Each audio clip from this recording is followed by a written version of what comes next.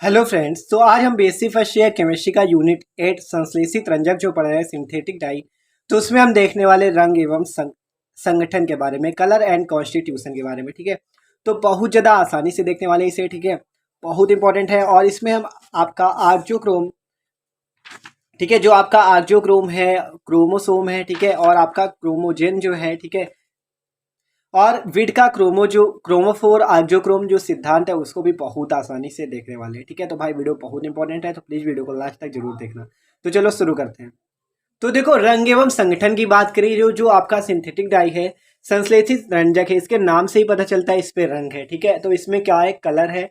तो देखो, colour and constitution की बात हो तो क्या कह रहा है, श्वेत प्रकाश 7 विभिन्न रंगों से बना होता है, जिनकी तरंगदैर्घ्य वेवलेंथ जो होती है वो 4000 से 7500 एंगस्ट्रॉम के मध्य होती है। ठीक है, तो श्वेत प्रकाश जो होता है क्या होता है, 7 विभिन्न रंगों का बना होता है, जिनकी तरंगदैर्घ्य वेवलेंथ 4000 से 7500 एंगस्ट्रॉम तक होती है।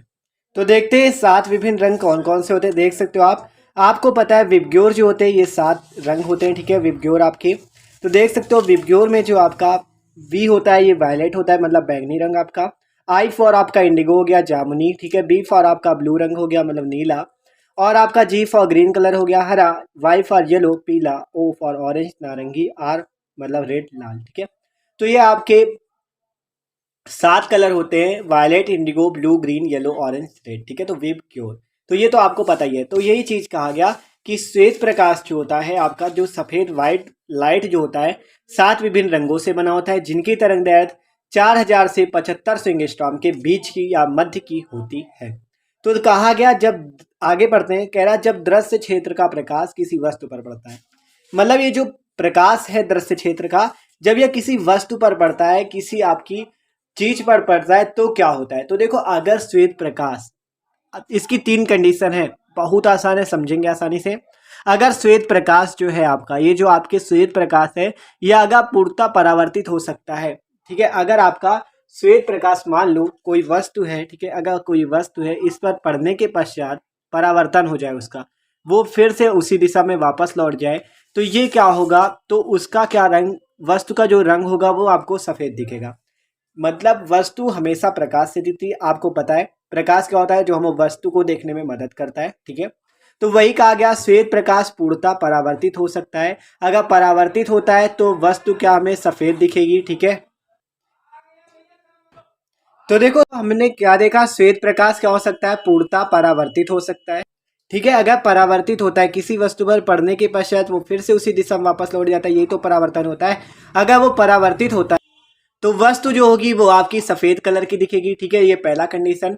अगर श्वेत प्रकाश पूर्णतः अवशोषित हो जाता है, मान लो वस्तु पर पड़ा और वस्तु पर पड़ने के पश्चात उसी तक रहेगा, उसी वस्तु ने क्या किया, उसे अवशोषित कर लिया, तो आपको वस्तु ब्लैक कलर की दिखेगी, काली कलर की दिखेगी। ठीक है, तो क्या बात हुई, अगर आपका प्रकाश परावर्तित हो जाता है तो वस्तु सफेद दिखेगी, और अगर प्रकाश आपका अवशोषित कर लेते ही वस्तु उसको शोषण कर लेती है, अपने अंदर समाहित कर लेती है, तो वस्तु आपको काली दिखेगी। ठीक है, ये 2 पॉइंट हो गए। तीसरा देखते हैं, और कह रहा है तीसरा पॉइंट, अगर श्वेत प्रकाश का आंशिक परावर्तन, मतलब थोड़ा सा परावर्तन, अगर मान लो कोई वस्तु है उस पर श्वेत प्रकाश पड़ती है, श्वेत प्रकाश पड़ने के बाद उसका थोड़ा सा परिवर्तन, मतलब थोड़ी किरणें वापस लौट जाए प्रकाश की, और थोड़ा प्रकाश वापस लौट जाए। ठीक है, और तथा कहा गया शेष भाग अवशोषित, मतलब थोड़ा सा परावर्तन होता है और थोड़ा भाग क्या हो जाता है, वस्तु अवशोषित कर लेती, तो पदार्थ का रंग, जो रंग परावर्तित प्रकाश का, जो परावर्तित प्रकाश का रंग है, वही आपका वस्तु का रंग होगा। ठीक है, तो श्वेत प्रकाश का आंशिक परावर्तन होता है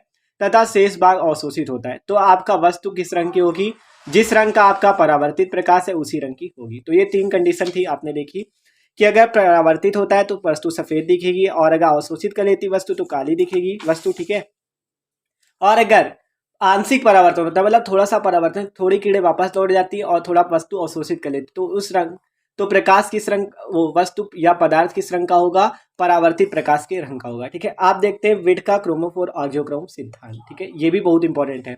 तो इस सिद्धांत का प्रतिपादन जर्मन रसायनक ऑटो विट, ठीक है, ऑटो विट 1876 ने किया था। ठीक है, इस सिद्धांत का प्रतिपादन, जो इस सिद्धांत को लागू किया, जर्मन रसायनक ऑटो विट ने किया था। ठीक है, तो आगे पढ़ते हैं, किसी कार्बनिक पदार्थ का रंग उसमें उपस्थित असंतृप्त समूह के कारण होता है। मतलब उन्होंने कहा किसी भी कार्बनिक पदार्थ में उस जो रंग होता है, कलर जो होता है, वो उसमें जो आपका ग्रुप लगा होता है, ग्रुप जो आपका जैसे नाइट्रो ग्रुप हो गया, ठीक है, नाइट्रो ग्रुप हो गया आपका, नाइट्रोसो ग्रुप हो गया, तो जो वो ग्रुप लगे होते हैं उनके कारण ही कलर होता है। ठीक है, आगे देखेंगे अभी एग्जाम्पल।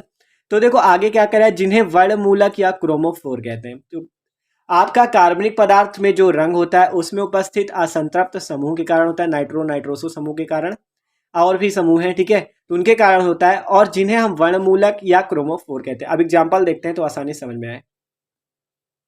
तो देख सकते हो ये आपका जैसे नाइट्रो ग्रुप है, नाइट्रोसो ग्रुप है आपका, ठीक है, नाइट्रोसो ग्रुप है आपका, एजो ग्रुप हो गया, और आपका एजॉक्सी ग्रुप है, ये एथेनिल ग्रुप है, इसी प्रकार और भी ग्रुप हो सकते हैं।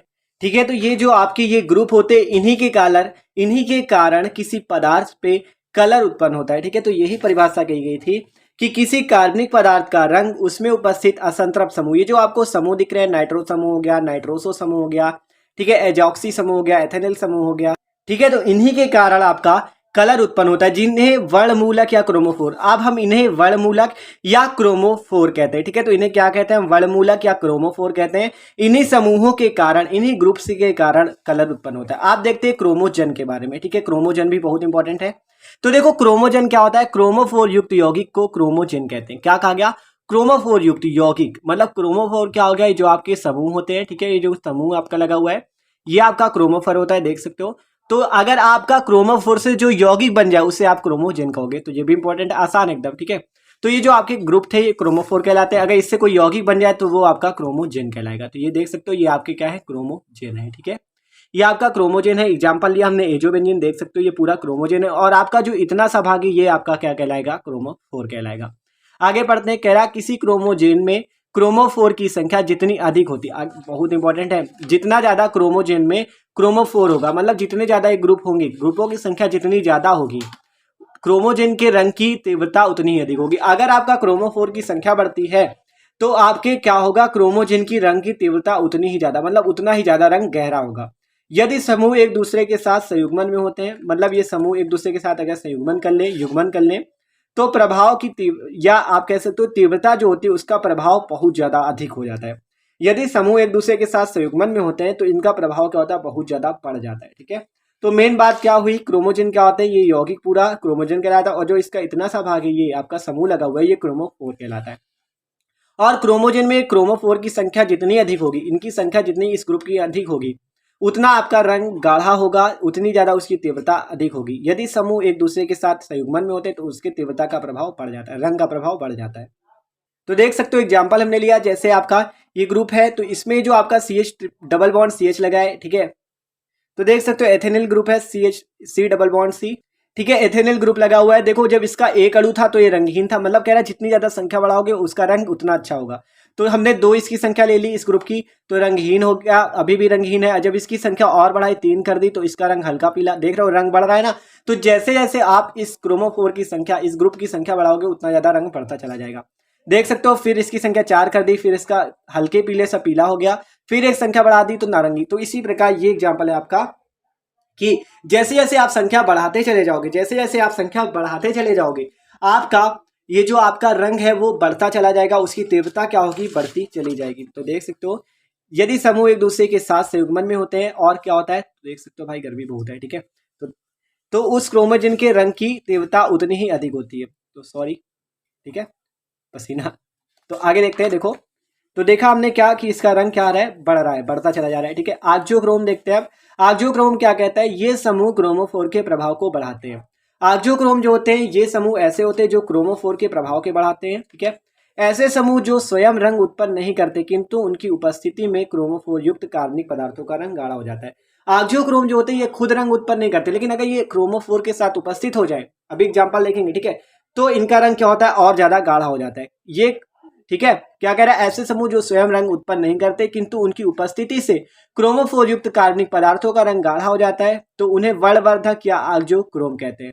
जैसे आपकी ये ग्रुप देख रहे हो NR2 NH NH2 OH halogen और OR, आपका ये ग्रुप लग जाते हैं तो आपका क्रोमोफोर का रंग बढ़ जाएगा। ठीक है, जैसे देख सकते हो ये आपका क्या है, ये आपको पता है ये क्रोमोफोर है, ये क्रोमोफोर है, इसके साथ क्या लग गया, आक्जियोक्रोम, OH ग्रुप आपका देख रहे हो ये मिला ना, तो ये क्या है, आक्जोक्रोम है, ठीक है। आक्जोक्रोम में अगर क्रोमोफोर के साथ आक्जोक्रोम लग जाता है तो उसका रंग गहरा हो जाएगा, ठीक है। तो यही कहा गया कि ये समूह क्रोमोफोर के प्रभाव को बढ़ाते, उसके रंग को बढ़ा देते, ठीक है। तो क्रोमोफोर जो था आपका ये था, इसमें आपने आक्जोक्रोम लगा दिया तो आक्जोक्रोम के कारण इसका रंग गहरा हो गया, ठीक है। तो भैया ये पसीना चू चुका है, ठीक है, तो गर्मी बहुत है तो उसके लिए सॉरी। तो देख सकते हो ये था क्रोमोफोर आक्जोक्रोम, आपने देखा, ठीक है। इसमें हमने सब कुछ बहुत आसानी से देखा है, देख सकते हो आप। तो ये बात थी रंग एवं संगठन की। तो ये आपका पहला था आपका नियम, जिसमें आपने देखा विट का, और इसमें क्या देखा, विट का क्रोमोफोर आक्जोक्रोम सिद्धांत। इसमें अभी 2 सिद्धांत और हैं, उनको अगले वीडियो पे देखेंगे, ठीक है। तो भैया अगर वीडियो अच्छा लगा तो प्लीज वीडियो को लाइक जरूर कर दीजिएगा। Okay, thanks for watching this video.